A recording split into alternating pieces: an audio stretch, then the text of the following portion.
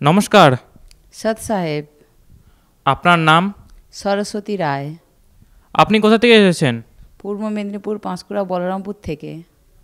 সন্ত রামপালজি মহারাজের কাছ থেকে নাম দীক্ষা নেওয়ার আগে আপনি কোনো ভক্তি সাধনা করতেন? হ্যাঁ, করতাম। ভগবান শ্রীকৃষ্ণের ব্রত করতাম, নাম জপ করতাম, হরে কৃষ্ণ হরে রাম নাম জপ করতাম, শিবজির ব্রত করতাম, দুর্গা মাতার ব্রত করতাম, আরও আরও দেবদেবীর পূজা করতাম, সাধনা করতাম। আপনি বললেন আপনি শ্রীকৃষ্ণের নাম জপ করতেন এবং শিবজির ব্রত রাখতেন, দুর্গা মাতার ব্রত রাখতেন। তাহলে সন্ত রামপালজি মহারাজের স্মরণে কিভাবে আসলেন?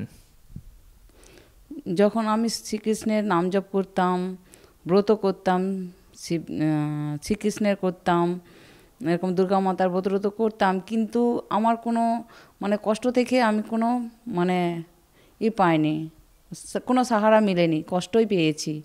কিন্তু যখন আমি জানতে পারলাম যে সন্ত রামপালজি মহারাজের নাম দীক্ষা নেওয়ার আগে আমি আমার বন্ধুর কাছ থেকে বইটা একটা জ্ঞানগঙ্গা বইটা পাই। তো সে ঘরে রেখে দিয়ে গিয়েছিল, সে বাইরে থাকে, সে সেখান থেকে আমাকে ফোন করে বলল যে আমার আলমারিতে একটা বই আছে, সেই বইটা তুমি পড়ে দেখো। পড়লাম, দেখলাম যে গীতার সঙ্গে মিলিয়ে দেখলাম কত কত অধ্যায় কী কী লেখা আছে না আছে, সেরকম দেখলাম যে একদম ঠিক আছে। এরকম দেখে আমি তখন জ্ঞানগঙ্গা পুস্তকটা পড়ি।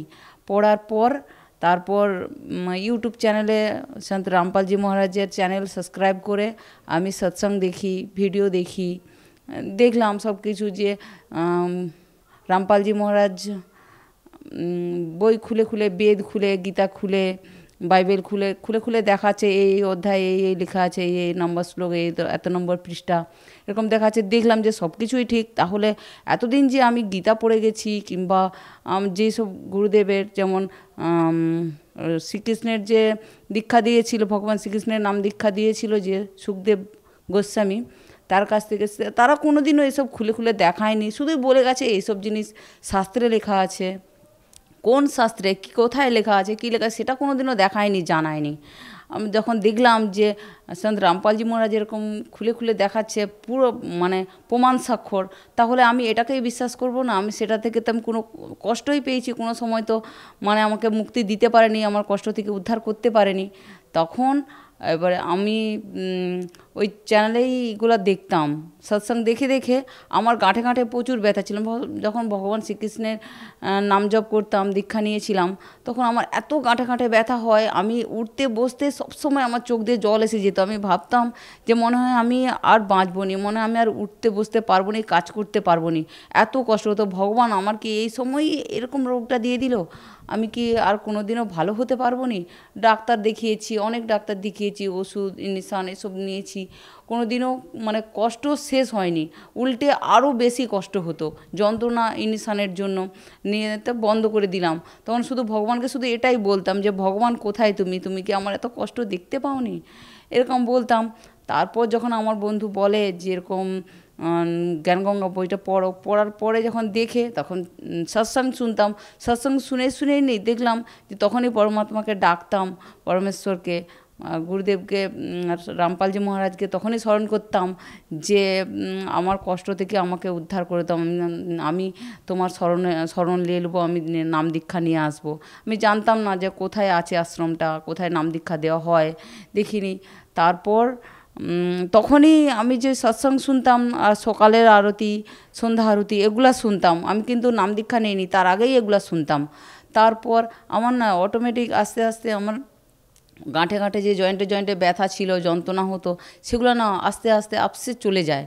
চলে যাওয়ার পরেই তারপর আমি আবার এসে আশ্রম খুঁজে, আমার বন্ধু এসে আমাকে নিয়ে এসেছিলো এই আশ্রমে, এসে আমি এখানে নাম দীক্ষা নেই। এখন আমার কোনো কষ্ট নেই। আমার শরীরে যে গাঁঠে গাঁঠে ব্যথা ট্যাথা ছিল, আরও শরীরে অনেক অনেক কষ্ট ছিল, যেমন আমার আর এরকম গাঁঠে গাঁঠে ব্যথা নেই। আরও অনেক শারীরিক সমস্যা ছিল, সেই সমস্যাগুলো থেকে আমি মুক্ত, এখন আমি ভালো আছি।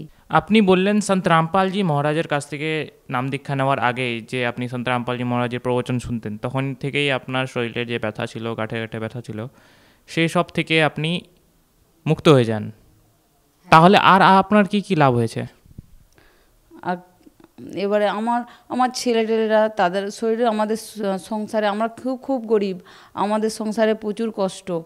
সেই মানে পয়সা কড়ির খুব সমস্যা থাকতো। আমি যখনই কষ্ট হয়, অভাব অনটন হয়, তখনই আমি সন্ত রামপালজি মহারাজের দণ্ডে প্রণাম করে আমি পরমেশ্বরকে শুধু জানাই যে এই থেকে আমাকে মুক্ত করে, আমি কোথা থেকে এই ইয়ে থেকে পার হব।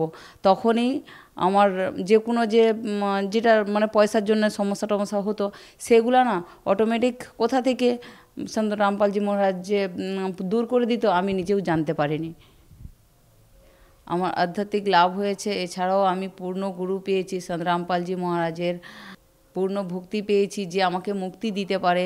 আমি এই মানে কালের জালের মধ্যে ফেসেছিলাম, সেখান থেকে আমাকে মুক্ত করার জন্য আমি পূর্ণ গুরু সন্ত রামপালজি মহারাজের নাম দীক্ষা নেওয়ার পরে আমার সব কিছু ঠিক আছে। আমি এখন সম্পূর্ণ সুস্থ এবং শান্তিতে জীবনযাপন করছি। আপনি বললেন সন্ত রামপালজি মহারাজের কাছ থেকে নাম দীক্ষা নেওয়ার পর আপনার অনেক লাভ হয়েছে। তাহলে যারা আপনাকে এখন টিভিতে দেখছেন তাদেরকে আপনি কি বার্তা দিতে চান? আমি এটাই বলতে চাই যে সন্ত রামপালজি মহারাজের কাছে নাম দীক্ষার আপনারাও নিন। পূর্ণ পরমাত্মা আপনাদেরও মুক্তি দিতে পারে, মুক্তিদাতা। সন্ত রামপালজি মহারাজের স্মরণে এসে আপনারাও আপনার জীবনের কল্যাণ করান। ধন্যবাদ। সৎ সাহেব।